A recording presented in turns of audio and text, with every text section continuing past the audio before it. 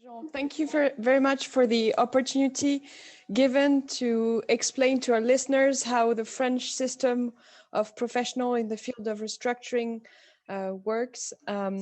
Just a little reminder that we have a very specific system in France since 1985 with two different professionals.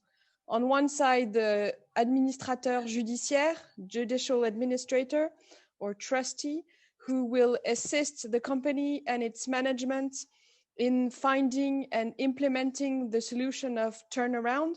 And on the other hand, the creditor's representative, whose name is pretty straightforward, and you understand that he will represent the creditors. So interests are different, the companies and the creditors, and there are two different professionals who will represent those different interests. I've been working as a judicial administrator for 3 years now. Actually, today I'm celebrating the three years since taking the oath, but I've been working in the field of restructuring for a little bit more than 10 years.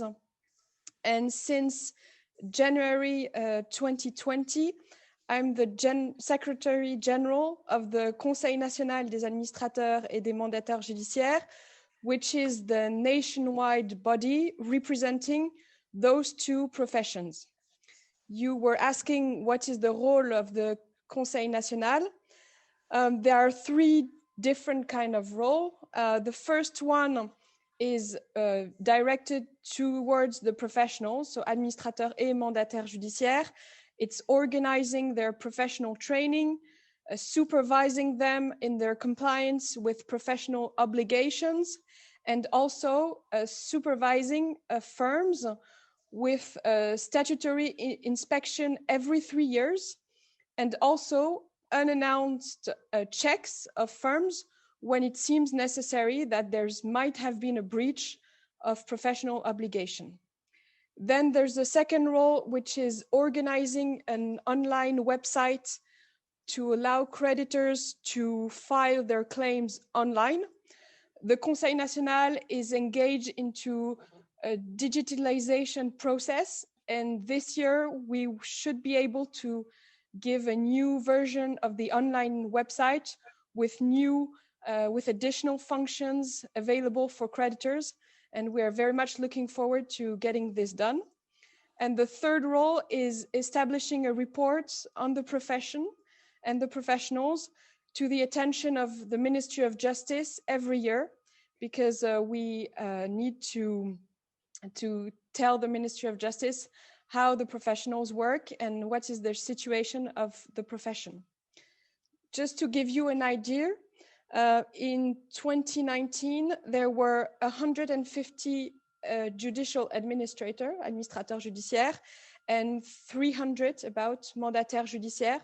So that's a total in France of 450 professionals with about 4,500 employees, who all are professionals fully dedicated and fully specialized in insolvency and dealing with distressed companies.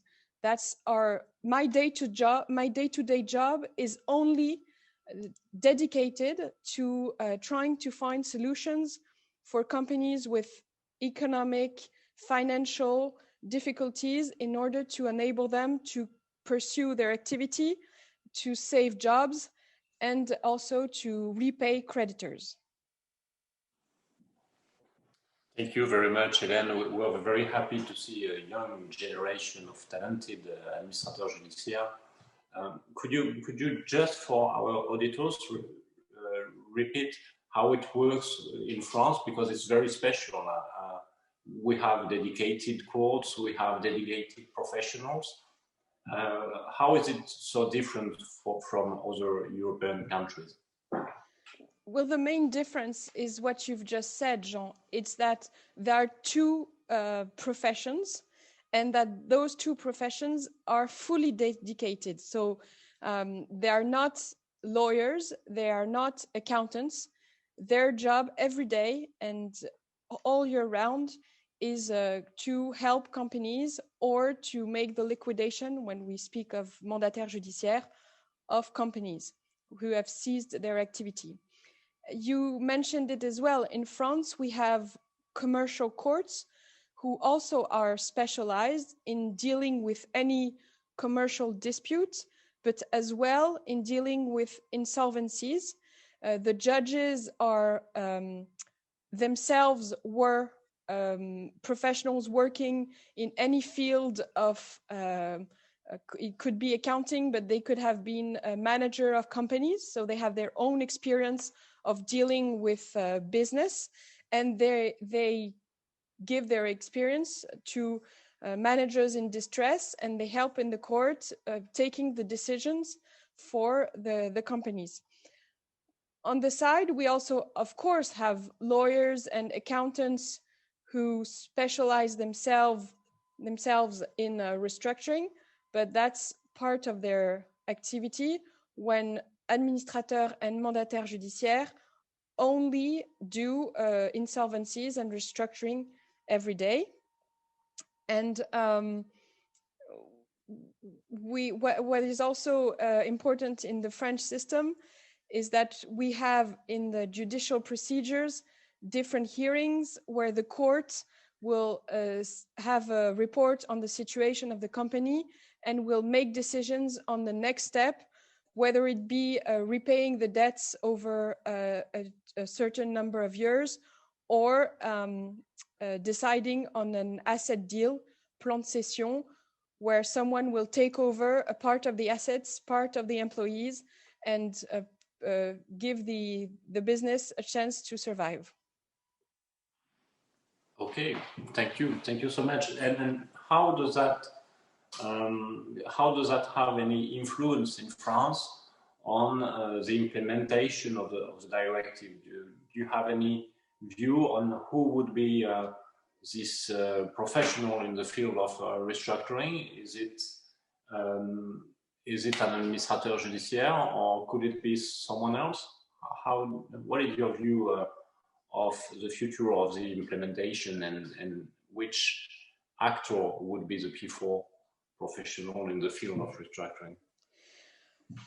Well, we have just mentioned the administrateur and mandataire judiciaire in the judicial proceedings that are sauvegarde, reorganization proceedings, redressement judiciaire. But we also have a role in what we called prévention, mandat ad hoc, conciliation, where with the confidentiality of the process and the independence of the professional, we lead discussion between all the stakeholders, creditors, banks, to help the companies find a negotiated solution ahead of other major difficulties, and because it's always better to have a negotiated solution rather than a solution which is imposed by the courts.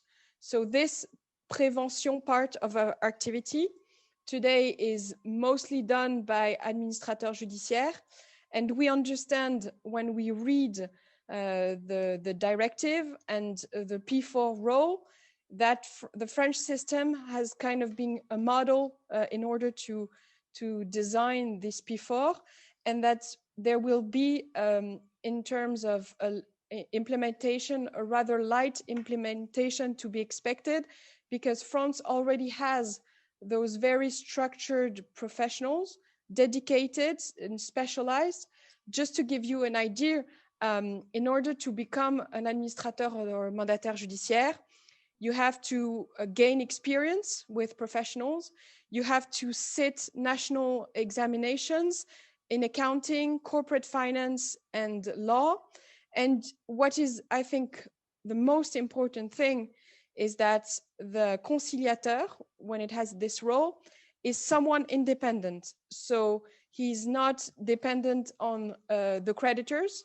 He's not dependent on the companies in distress. He has an independent view, and this gives him or her the opportunity to negotiate with all the parties, to suggest solution, and to have enough hindsight to be able to understand what the problems are and to give advice and implement a solution. So I think today the way the profession is structured in France is the first step, and it will give a way for the implementation of the P4 with the transposition of the directive. Okay. So you focus a lot on the independence of the professional. Do you think it's something really important in this future job of P4?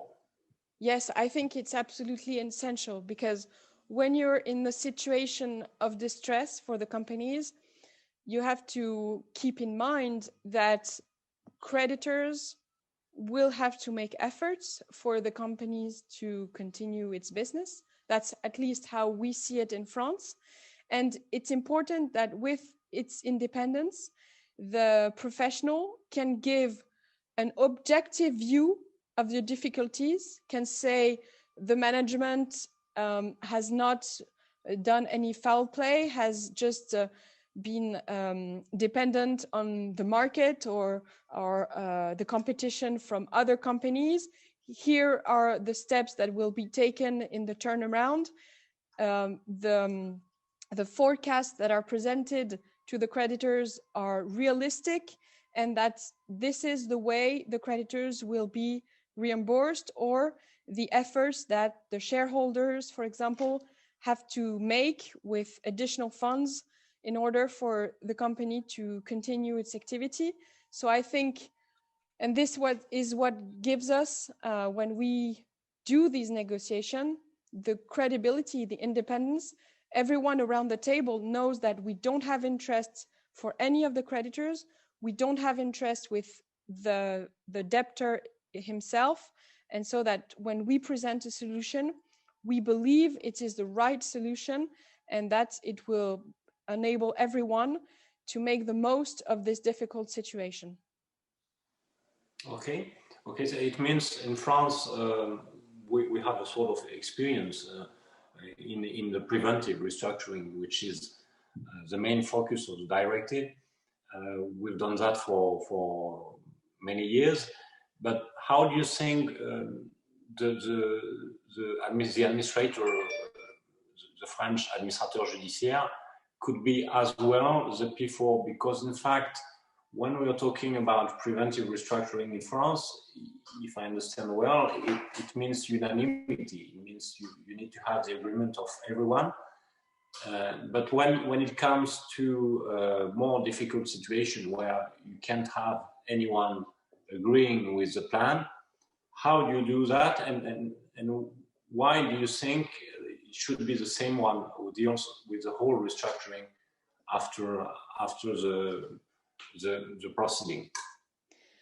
Okay, you've mentioned it before. We have an experience of about 10 years in France of these preventive proceedings of conciliation, and it actually has been developed based on cases and experience with difficulties that sometimes have been experienced in the fact of making negotiations go to their end. So the law has been adapted from time to time when necessary. And today, so you're right, we need everybody to agree, so unanimity for a solution to stay completely confidential. But we have different proceedings which are, let's say, half preventive, half judicial proceedings, such as sauvegarde accélérée, accelerated safeguard, or pré-pack cession, so asset deal in a pre-pack way. And in that case, it's not the unanimity of the stakeholders which is required, but it's a majority of the 2/3, and then the courts can force the solution when 2/3 of the stakeholders agree on the solution and think it's the right solution. So there's a way today to overcome a blockage when it's not possible to get the unanimity.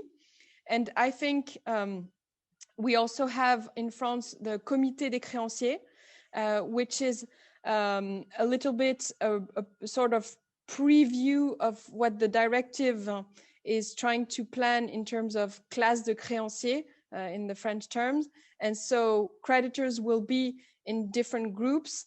And I think it's also a way to enable a solution to be implemented, even if some of the stakeholders don't agree, because it's always better to have a solution than to be in a blockage, in a blocked situation.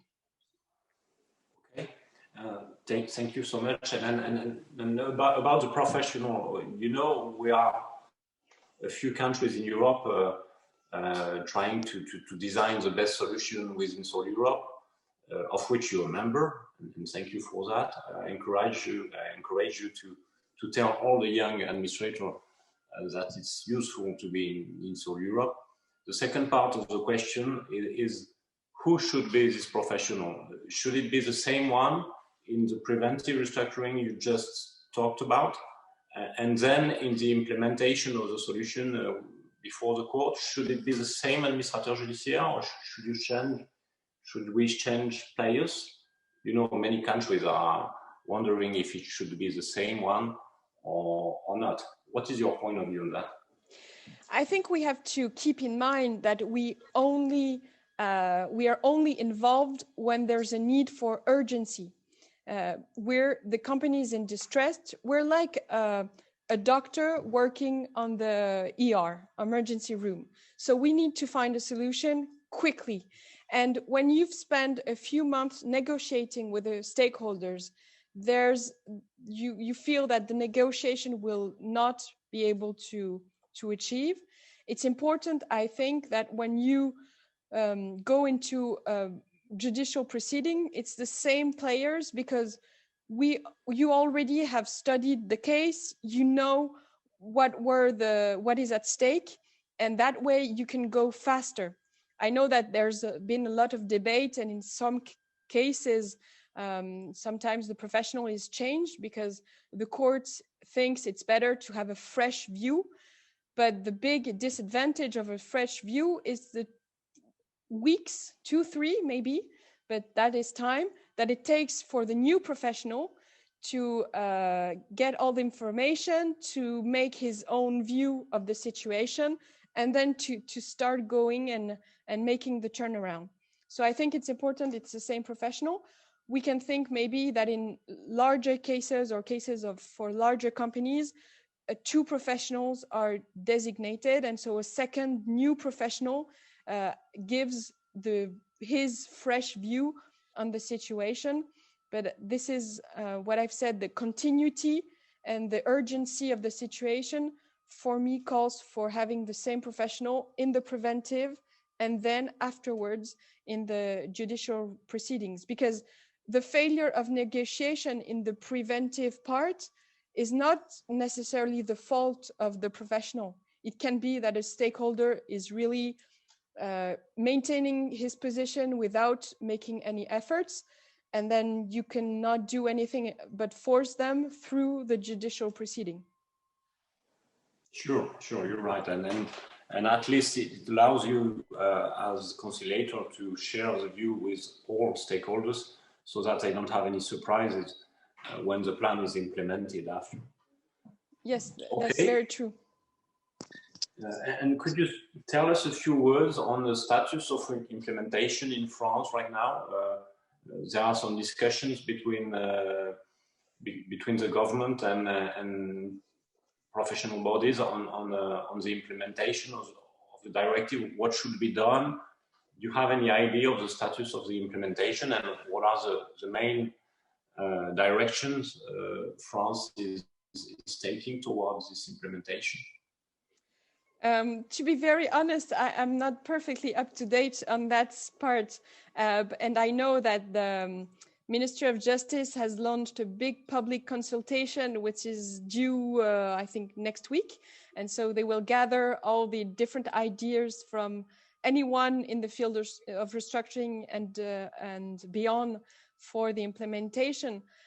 I think first, we've talked about the P4, and I think it should be the administrateur judiciaire, mandataire judiciaire that will become this P4, because it's something we haven't mentioned, but we have a very specific and special status. I talked at the beginning of taking an oath. We are fully dedicated. There's a national list, a national-wide list, with regular checks of our firms. We also have a dedicated bank to handle the funds of the companies which we assist. There are very strict rules. We also have to contribute to a professional liability insurance when we start our activity. And as our remuneration as well is always fixed by the judge. So there can be questions about the judge to justify what we have done. It can be both in the preventive system with timesheets and a success fee, but as well in the judicial part where there is a fixed rate and fixed amount in the law. So we have a very structured profession, and I think that the Ministry of Justice will look forward to keeping this and just adapting what it needs with the directive. And in terms of creditors, I think there are lots of discussions about how the creditors should be regrouped together, whether they're privileged or not privileged, and also whether the directive should be applied to every proceeding for every company. Just as a reminder, in France, we have many very small companies. So should there be a threshold for the applications of classe de créancier in terms of debt amount or in terms of turnabout? I think there's been a lot of discussions lately, and we'll see in the next few weeks which are the orientations taken by the government. Okay, you know, there's a lot of discussion around that, around the place of creditors and the debtor in the process. What do you think about the small companies you're talking about, the biggest part of the economy in France? Do you think the debtor should give its consent to the plan or not? Because it's a big question. You know, in some countries, the creditors can decide on the plan, and the question has arisen on the transposition of the directive, whether the debtor should or not give its consent to a plan that would, for instance, make disappear its equity. What is the French view on that? Because we have a sort of different history from many countries around us. We have a debtor-oriented corpus. Yes, you're very right. We have fully a debtor-oriented law today in France. It's also, I think it starts from the idea that the management is in place, and the management, especially in very small companies, the management generally is the shareholder, or at least the main shareholder. And so he's fully working towards turning around his business. And that is why I think the French law has given so much importance to his consent, because it's not the creditors who will work for the companies during the 5 or maybe 10 years. It's the management, the employees that will work towards repaying the debts. So I think this is why the role is so important. The focus is on the activity itself and employment. And I don't think this is about to change. We've seen recently in terms of conciliation where the negotiation with creditors have led to lender-led restructuring, with creditors taking the control of the companies. This can sometimes be difficult in terms of who the creditors are. Let's just take an example. A bank can be a very important creditor, so can have a very important point of view, but a bank is not going to take over a company. They would need to appoint someone to make the business turn. There would be conflict checks between different departments in the bank itself. So we see that banks are very, very timid in doing this kind of thing. It's different with restructuring funds, which are much more hands-on and which will do the turnaround. I think this applies mainly to bigger companies, and the fact that smaller companies have a consent of the debtor and flexibility is really important, because what makes the turnaround succeed, in my view, is that the solution is custom made to the business, custom made to the market the business is addressing, and custom made to the debt it has. For example, last week I just presented with a small company, one employee, a plan de redressement, so repaying the debt over an 8-year period, where the company has an activity of developing organic drinks like teas and waters. It is in a market which is very concurrential, very competitive, with many other actors, and it needs to develop new products every year to remain on the market so that the consumer sees the brand. And it's important for it to invest every year in terms of marketing and development of innovations. And that gives a little less in the beginning of the plan for creditors, but it should be in two years from now, it should be able to repay over the 6-year period afterwards its creditors. And almost every creditor has given its approval on the plan, and this is going to be probably adopted by the court next week. And I think it's an example of a custom-made solution depending on the activity and the prospects. Okay, perfect. That's very clear, and congratulations for that. I know you're not only on this case, you have big cases as well arising right now. Just one more question, and then we're done. I think the auditors from INSOL Europe would be interested to see your view on French and European politics versus this COVID situation. You know that in the US, the Chapter 11 now started rising at the end of next year, since the third quarter. So we have in the US Chapter 11 rising, and in Europe, and particularly in France, it's the contrary. Proceedings are dropping. We have like 40% less collective proceedings in France than last year. What do you think about that? Do you think the Europeans are too protective for their firms? Will we have, like the USA, zombie companies everywhere in Europe or in France? What's your view on that? When you say that, it's funny. It's because when I tell my friends what I do, their first reaction is, "Oh, well, you must be the one working the most right now." But on the contrary, what you've just said is true. In 2019, it was the lowest, France had recorded the lowest number of proceedings in the last 10 years. So the latest peak was in 2008 after the financial crisis. So, and then the number of proceedings had just diminished over time. And in 2020, it's about 40 or 50%, depending on the court. So we're like at an all-time low of proceedings. And that is really the result of all the measures that the government has implemented over the last month, starting in March, when there was the first confinement, with benefits of state-backed loans, the benefits of chômage partiel, so salaries being repaid by the state.